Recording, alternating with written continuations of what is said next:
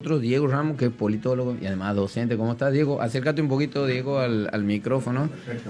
Bueno, ya tienes imagen propia, como ves. Un imagen. plano tuyo, nada más. Bien, ahí bien Alto separado, plano. bien alto plano.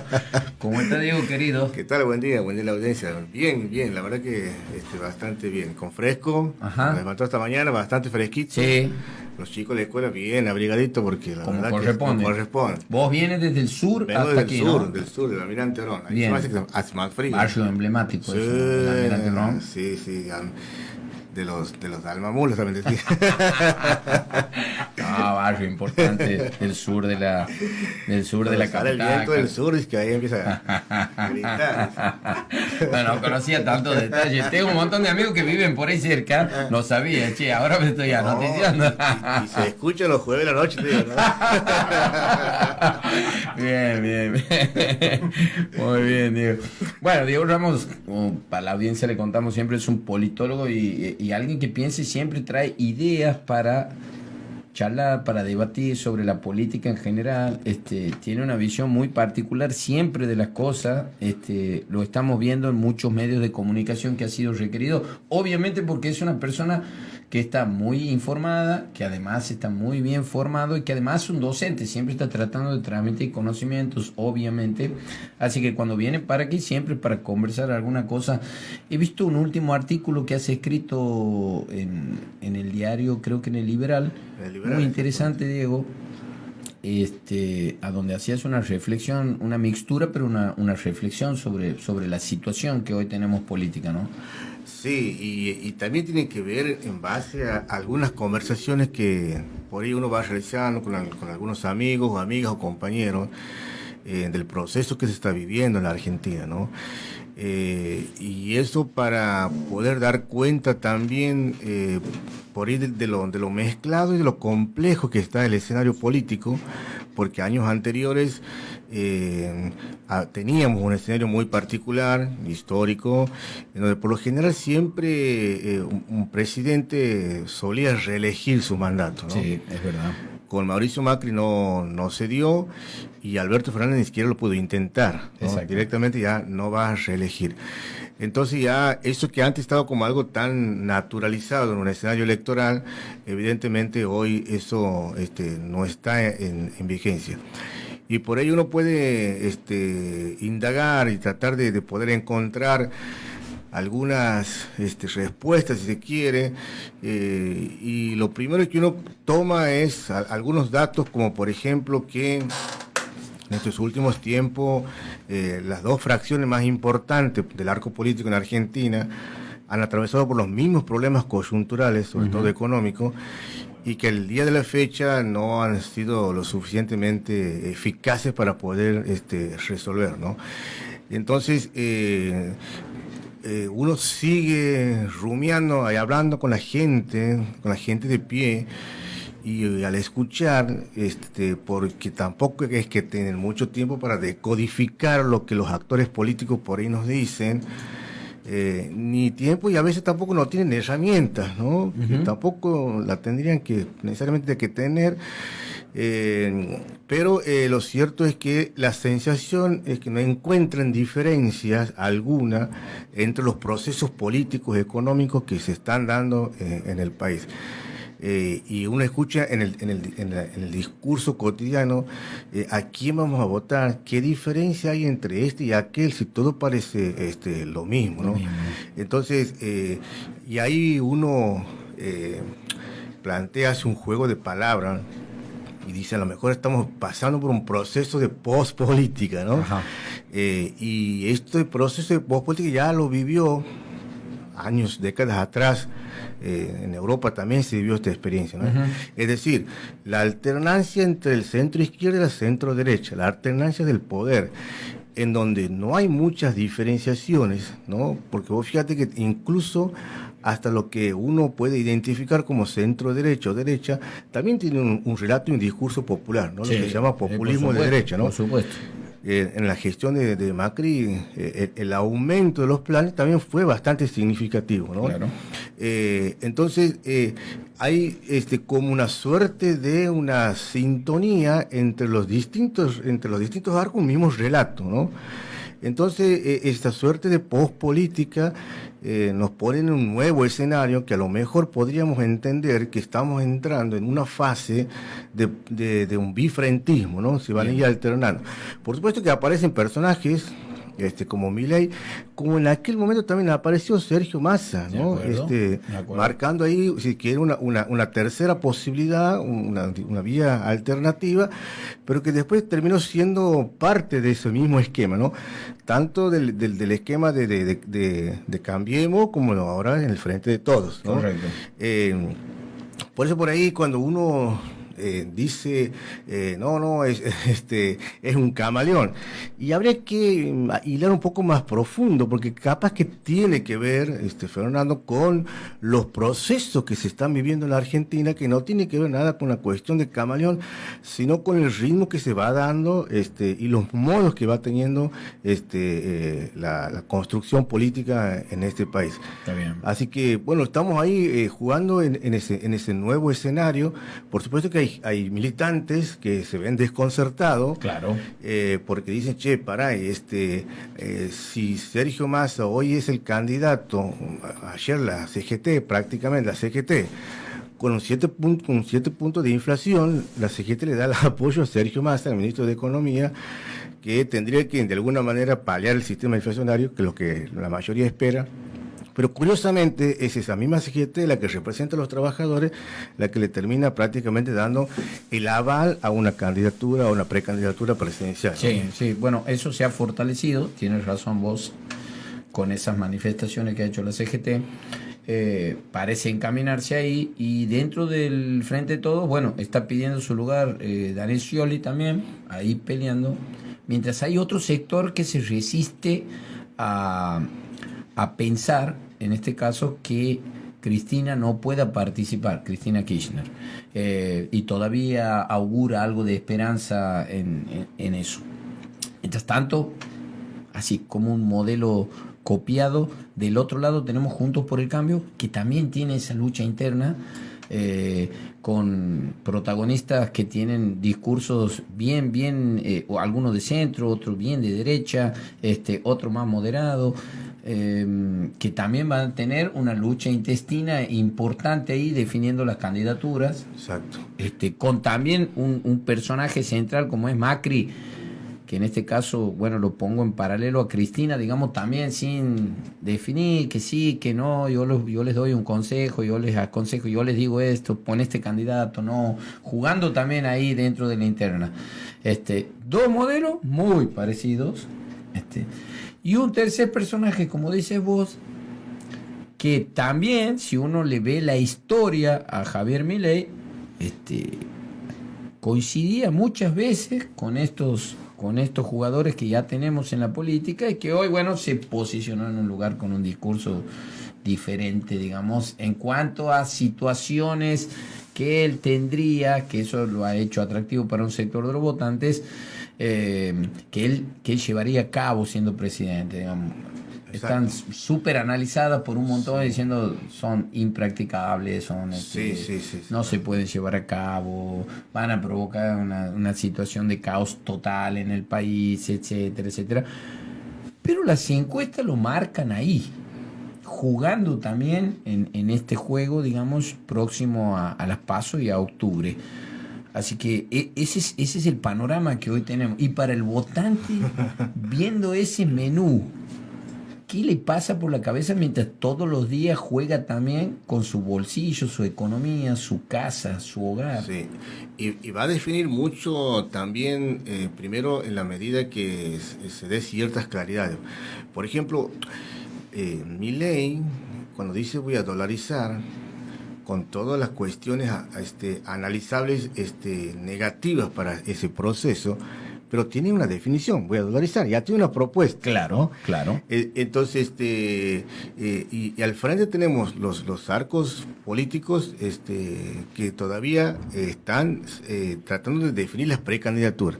Milei ya definió, por lo menos, de una manera bastante aleatoria o superficial, pero la definió, por aquí vamos a ir, ¿no? Entonces, tiene como un pasito mucho más adelante, ¿no? Sin embargo, bueno, en Argentina un día, una semana en política es muchísimo, pueden cambiar mucho los escenarios, pero el factor económico, el bolsillo de la gente también va a ser un gran determinante, ¿no? Conversábamos recién, se vienen aumentos. Se vienen aumentos, que van a sacudir nuevamente la situación económica de cada casa, porque bueno, los servicios van a aumentar. Totalmente, y eso influye en el ánimo, influye en el humor de la gente. Nosotros tenemos una distinción entre lo que venimos de los 40 años para arriba. Nosotros prácticamente ya hemos mamado una cultura presidencialista, es decir que casi de una manera mucho más pasiva, pacientemente vamos a esperar que alguien venga a poder resolver este problema. Después las nuevas generaciones que tienen otra dinámica, otra manera de entender el mundo, la sociedad, la política, las relaciones, y a partir de estas nuevas maneras de entenderla, están exigiendo otras cuestiones, ¿no? Y exigen de una manera mucho más puntual. Y ahí va a haber una gran discusión, un gran debate. Yo creo que estamos en un proceso en donde esto puede a nosotros nos debería resultar como país la posibilidad de pensar y replantearnos qué queremos hacer como país, qué queremos ser como nación, como Estado, ¿no? Vos recién marcabas bien que entre los dos arcos políticos más importantes en la Argentina, dentro de cada arco político, vos tienes referentes que son de centro izquierda, centro derecha, moderados, menos moderados, ambos tienen esos mismos jugadores, ¿no? Entonces, hoy las conjunciones, esos armados políticos, esas alianzas que se arman, están armadas a partir de distintas hegemonías. Entonces, la Reta tendrá una hegemonía, la Vidal tendrá otro, Burle tiene otro proceso de hegemonía, Lustó tiene otro proceso. Son distintas hegemonías que dentro de un mismo espacio se disputan. Los mismos pasan en el frente de todo. Claro. Distintas hegemonías que se disputan el poder. Eso también en este país lo vamos como procesando, si se quiere, madurando. Antes las alianzas duraban una elección, terminaban y se desarmaban, ¿no? Fíjate que pasó con De la Rúa, también la famosa alianza, terminó todo por los aires. Incluso también se decía que después de un tiempo, la alianza que logró constituir el Frente de Todo se iba a desarmar porque era muy heterogéneo, había mucha fuerza, muchos frentes, muchas miradas. Es verdad. Se sostuvo. Lo mismo pasó con Junto por el Cambio, se sostuvo, se mantienen. Es decir que los espacios, las alianzas se siguen sosteniendo a partir de distintas hegemonías. Entonces no nos debe asustar demasiado, Fernando, las grandes discusiones que hay adentro, porque disputan sus propias hegemonías para poner una referencial que vaya a disputar una candidatura presidencial. Lo que sí nos debe asustar por ahí, sí, a veces, y eso lo venimos recalcando, es ese distanciamiento que hay entre el relato, la mirada de la dirigencia política con el contexto, con la realidad, ¿no? La sociedad pide una empatía política mucho más comprometida, ¿no? Con la realidad y con los contextos, ¿no? Correcto, sí, es verdad eso. A mí del nuevo voto, de la conquista del nuevo voto joven, digamos, de todos estos niños que desde los 16 están habilitados para votar, son algunos indicadores educativos que a mí me preocupan mucho, porque hace poco leía, y creo que mañana empieza una campaña, la gente que estudia la educación en la Argentina ha detectado que hay una inmensa mayoría de niños que llegan a la educación primaria, la concluyen y pasan a la educación secundaria sin tener comprensión de texto. ¿Qué quiero decir con esto? Que les resulta muy difícil leer y entender lo que están leyendo. Que es más fácil guiarse por un cartel en una red social, sin entender tampoco qué está diciendo. Tienen todo el derecho del mundo, como lo hemos tenido nosotros, de equivocarnos, de pensar que eso es lo correcto, de decidir por su futuro, obviamente. Pero sí me preocupan esos indicadores, y que ese voto joven esté arrastrado por algún discurso que pega lindo en las redes, y que te lleva te arría, digamos. A mí me preocupó leer ese informe, por ejemplo, el otro día y creo que empieza una campaña mañana pasado con esos indicadores educativos. Esas cosas, ese detrimento en la calidad educativa me pone muy nervioso, la verdad, digo. Sí, es una buena observación que estás haciendo, Fernando. Vos sabés que hablando de educación y de política. Vos que sos docente. Sí, el gran pensador Paulo Freire, un brasileño. Sí, señor. Él podía tener esta capacidad de distinguir entre simplismo y simplicidad, ¿no? Bien. Entonces, por eso estamos mucho orientados y tentados a un simplismo, ¿no? Vamos a sintetizar todo, que todo sea corto, acortado, atajo por donde sea. Y también implica el tema de la lectura, ¿no? Claro. Cuanto más atajo, copia y pega aquí, fíjate, googlea allá, con esta inteligencia artificial que también te lo resuelve prácticamente una monografía. Una generación, te aclaro, totalmente intuitiva, por ejemplo, demostrada en la tecnología. Compran algo, tiene un manual al lado para leer. Sí. El manual el manual va a la basura. ¿Y cómo genera la actividad, digamos, dentro de la tecnología el nuevo usuario, este usuario joven? Prueba y error. Exactamente. Aprieto, si sale... Sí. No era por aquí, es porque... No, o sea, tenía para leerlo. No. Esto. Y se ha simplificado eso hasta que acierta. Tal cual. Sí, es verdad eso, sí. El instructivo, como dijo mi hija, ni lo agarra. No, directamente. Y te resuelve en 2 segundos sí. Todos tus intentos. Y vos estás temiendo que se rompan. No se lo rompe, te dicen. No se lo rompe. Qué bárbaro. A lo sumo lo vamos a volver a resetear, pero no se lo rompe. Sí, hay mucho simplismo en esto, ¿no? A veces, bueno... La pregunta también, esto porque también llama la atención y es una gran preocupación, la gran pregunta, ¿para qué sirve la escuela? ¿No? Claro que sí. ¿Qué se forma en las escuelas? ¿No? ¿Qué ciudadanía, qué sujeto se construyen, qué subjetividades? ¿No? Pues imagínate si tienes docentes apáticos, desinteresados de los contextos y solamente reducidos a los contenidos, porque ojo que el tema de la alfabetización, Paulo Freire, cuando se juntaba con los obreros a la noche, porque él estaba preocupado porque les quería enseñar a leer y escribir, después se dio cuenta que no solamente era la cuestión de la alfabetización, la lectoescritura, sino la incapacidad de leer las realidades. Claro. ¿No? ¿Por qué estamos así? ¿Cuáles son los factores que hacen que estemos de tal manera? ¿Qué se podría hacer? ¿Con qué estrategias? ¿Con qué articulación? Entonces, el campo educativo, las escuelas, hoy están en un gran desafío, por supuesto, de también ser un ámbito en donde se comienza a pensar y a generar cuáles son las subjetividades y qué ciudadanía se quiere tener, ¿no? Qué capacidad tienen para leer los contextos y las realidades, lo que nos acontece, sin estigmatizar, pero sí con el ejercicio del pensamiento y el ejercicio de la palabra, ¿no? Fíjate que importante esto, porque yo como docente les digo a los estudiantes que el único bastión que nos queda en esta sociedad, el único bastión es la educación, es el campo educativo, es el lugar donde se construye la palabra, ¿no? Es el lugar donde se construyen los pensamientos, es el lugar donde uno puede hacer el ejercicio de la ciudadanía. Ahora, si no construye la palabra, si no hay ejercicio de ciudadanía, la pregunta es qué ciudadano va a devenir, ¿no? Y si hubo apatía, si hubo pasividad, si hubo silencio, eso se reproduce en el tiempo, ¿no? Hay cosas tan prácticas, Fernando, para hacer, y a veces uno dice tan de sentido común.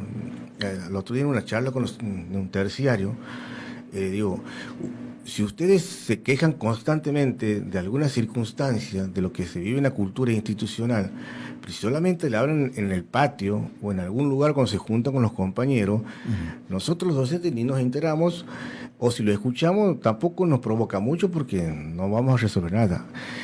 Y ustedes se quedan en el mundo privado, ¿no? En un espacio doméstico, haciendo catarsis por lo que reniegan. Ahora, ¿cómo resolverían eso? Si ustedes formarían parte del Consejo Consultivo. ¿Cómo van a formar parte del Consejo Consultivo? y activando, ¿no?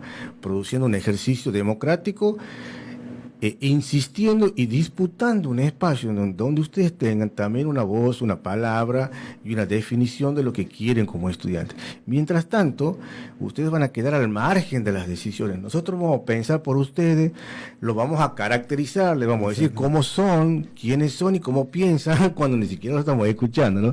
Entonces, el día de mañana, cuando ustedes salgan de este profesorado, ni siquiera han hecho el ejercicio de la posibilidad de poder ubicar y colocar sus propias palabras y sus propios pensamientos. Y eso se reproduce, ¿no? Exactamente. Bueno, esto, como decías vos, la idea original de la escuela, nuestro bastión, donde uno aprende a pensar. Y sabes que el otro día, hace una semana, nos comunicamos con gente del Observatorio Docente en Buenos Aires y nos pasaban unas estadísticas sobre el trabajo docente en la escuela primaria. 9 de cada 10 docentes son mujeres, un solo varón.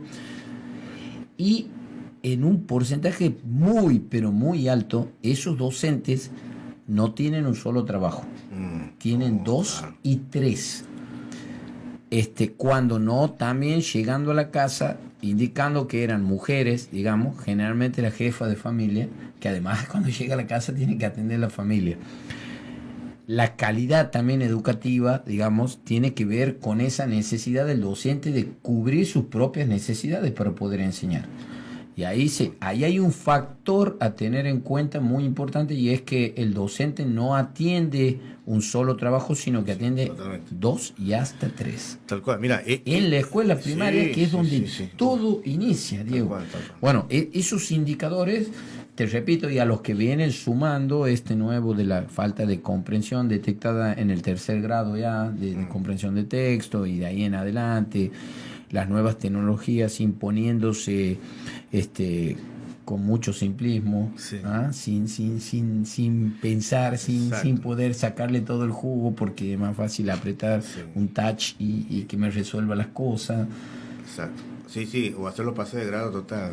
Bueno. Ya lo desentendemos. Ya va a completar. Sí. Igual, por ejemplo, este tema que estábamos señalando, como muchos otros temas más, por supuesto, en esto que habíamos arrancado hablando acerca de este proceso, este fenómeno, si quiere, de la pospolítica, donde prácticamente los arcos políticos conviven con el mismo diagnóstico y han transitado por las mismas realidades. Tal cual. Entonces, yo creo que tendríamos que en algún momento llegar a poder encontrar algún programa político, social, económico consensuado entre todos los arcos. Claro, ¿no? Claro. Si la sociedad ya no distingue entre izquierda, derecha o centro izquierda, ya no distingue. Sí, es un rótulo que ha quedado. Le queda una cosa lineal. Exacto. Entonces, bueno, lo que le queda como responsabilidad al arco político, a la dirigencia política, es que no desgastemos más tinta en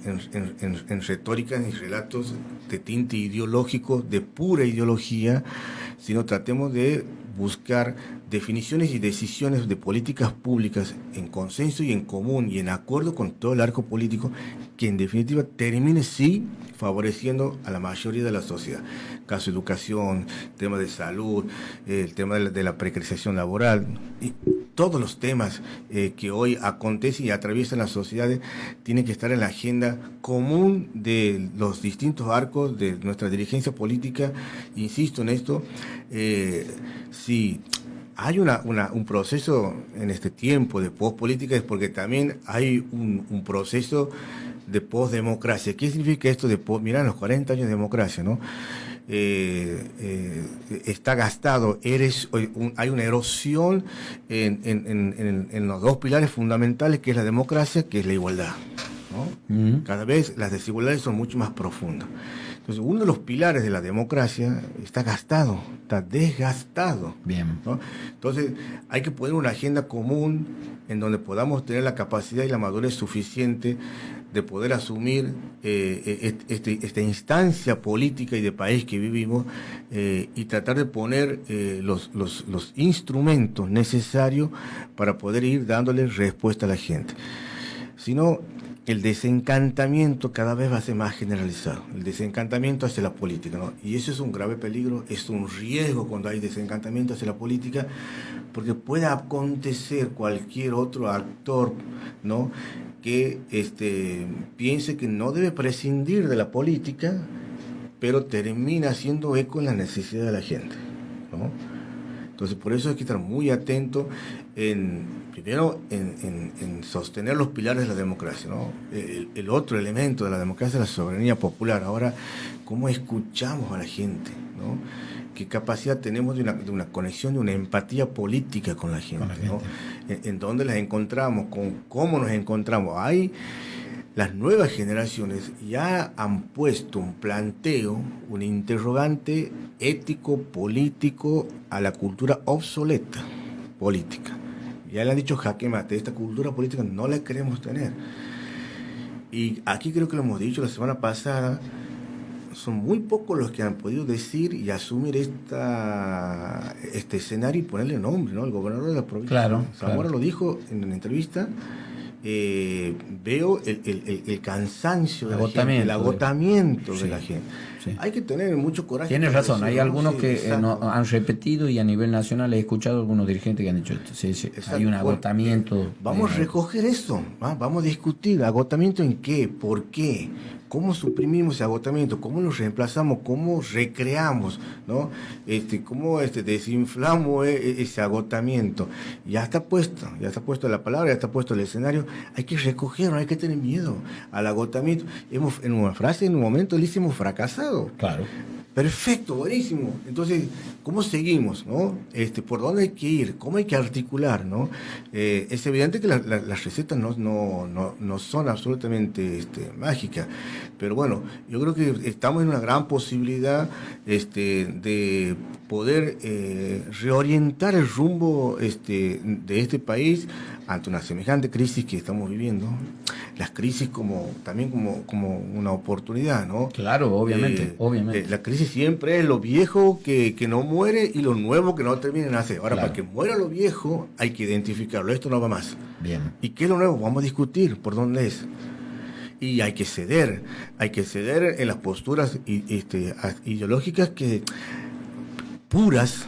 La ideología pura ya está, no funciona. No funciona, ¿no? Ya está demostrado en la historia, ¿no? Hay que hacer una agenda en común y comenzar a dar respuestas claras y definiciones contundentes a este nuevo proceso que se viene, ¿no? Bien, bueno, como siempre, muy claro, nos ayuda a pensar un montón Diego Ramos, que es politólogo, es santiagueño, es docente aparte, y siempre tiene la deferencia de venir a nuestro programa a conversar de estos temas, pero fundamentalmente porque nos ayuda a pensar, no solamente a mí, yo estoy aquí de casualidad, pero a todos los que escuchan y todos los que nos ven. Te agradezco mucho, Diego, por estar siempre aquí, tu espacio ganado para siempre, así que, bueno, aquí hemos conversado con Diego Ramos, así que bueno, don Roberto, usted si quiere nos pone manto de piedad con un temita. Gracias.